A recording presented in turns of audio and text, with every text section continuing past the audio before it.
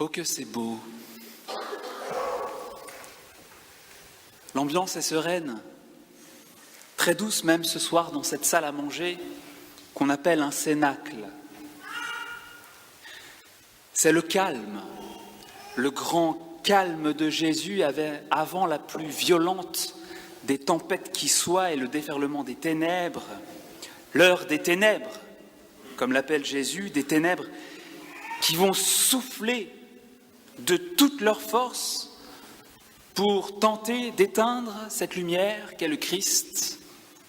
Impossible.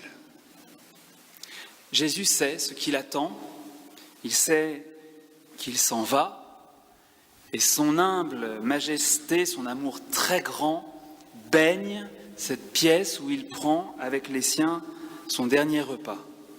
Jésus sait que son amour, Jésus sait que l'amour ne perd aucun de ses bras de fer, car il y a du fer, ou plutôt de la force dans l'amour. Il faut de la force d'âme pour aimer, la passion, la croix, nous l'ont montré. L'amour ne perd aucun de ses bras de fer. Quand on aime, on ne perd pas, on ne perd jamais, comme disait saint Bernard de Clairvaux, j'aime parce que j'aime pour aimer. Du coup, quand on aime, on a toujours ce qu'on voulait, ce qu'on veut, c'est-à-dire aimer. Ce soir, l'évangile de saint Jean ne dit rien, apparemment, des choses terribles qui attendent notre cher maître. On a seulement une allusion à la trahison de Judas, chose terrible. Quand on aime ou quand on sait aimer, c'est un vrai coup de couteau, comme dit l'Écriture, toute blessure, sauf une blessure du cœur.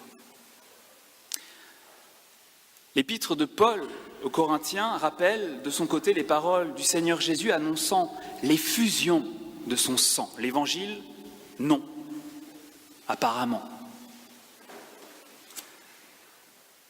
En réalité, tout est dit, tout est là dans cette scène du lavement des pieds. Saint Thomas d'Aquin, je ne sais pas si vous le saviez, enseigne que Jean, qui se tient ce soir tout contre Jésus, et se colle, oh comme j'aime ça, qui se colle à la poitrine de son maître, saint Thomas enseigne que Jean était le plus perspicace des 12, c'est-à-dire qu'il voyait, il saisissait mieux que les autres et de façon pénétrante les choses dont Jésus parlait et les choses qu'il faisait. Perspicace.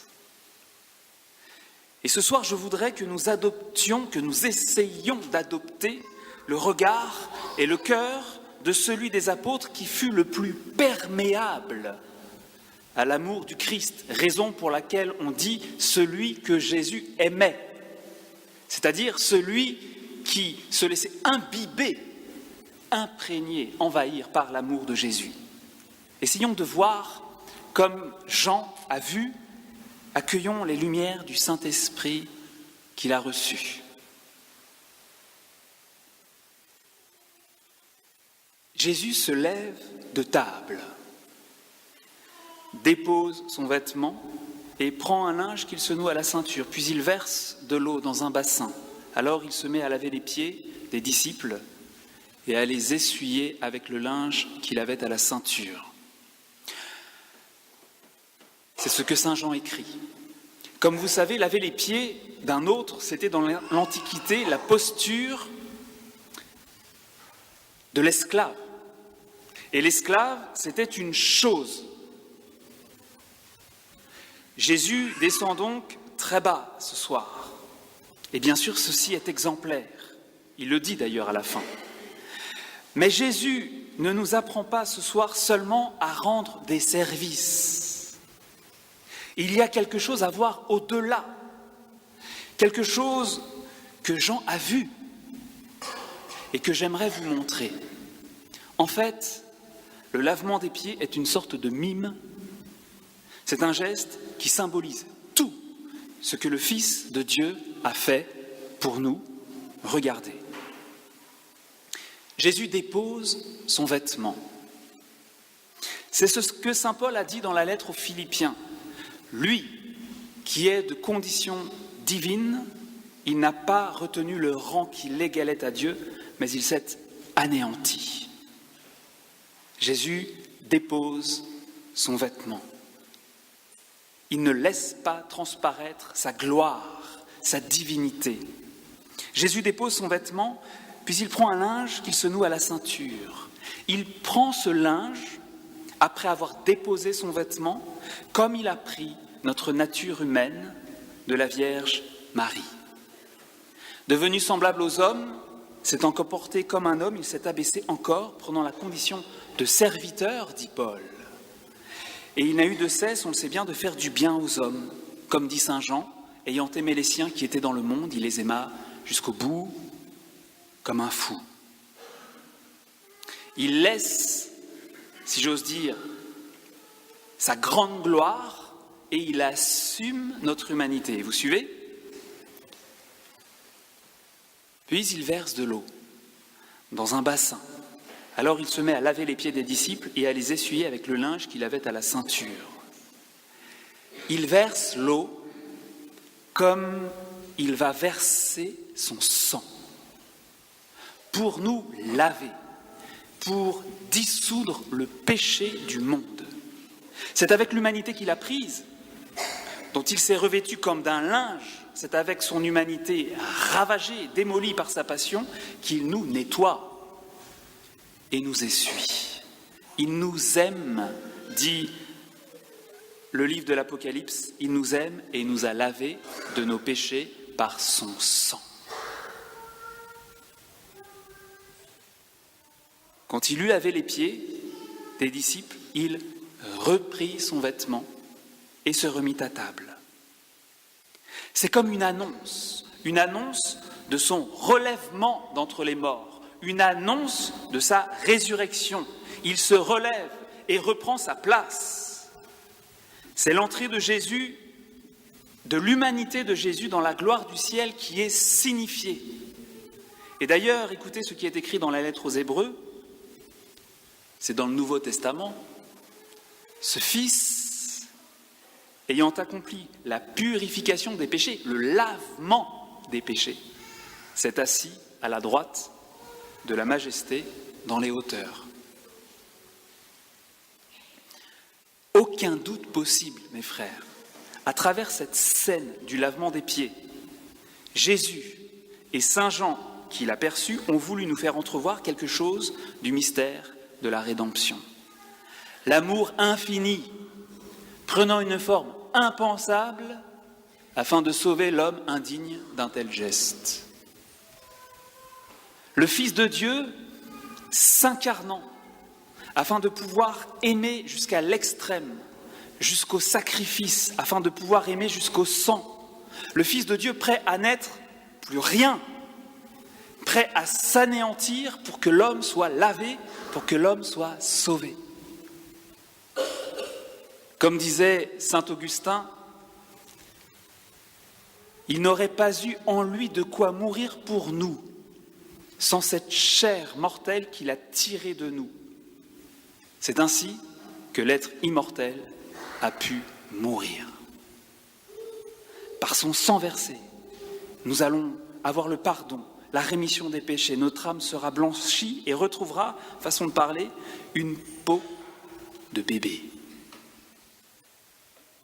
Cette œuvre magistrale, l'œuvre du salut des âmes, la rédemption, Jésus s'y est entièrement voué, comme l'esclave qui n'a pas d'autre horizon que de plier devant son maître. Pourtant, c'était lui le maître, mais il s'est courbé devant nous avec le désir de faire de nous des rois.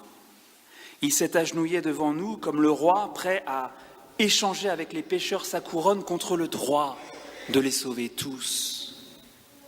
N'est-ce pas cela qu'on devine derrière les mots de Pierre, de Jésus à Pierre ? Si je ne te lave pas, si je ne te lave pas, tu n'as pas de part, tu n'auras pas de part avec moi. Avoir une part avec lui, c'est partager ce qu'il a, c'est partager ce qu'il a en propre, la gloire, le plein amour, la vie éternelle, et c'est posséder qui il est.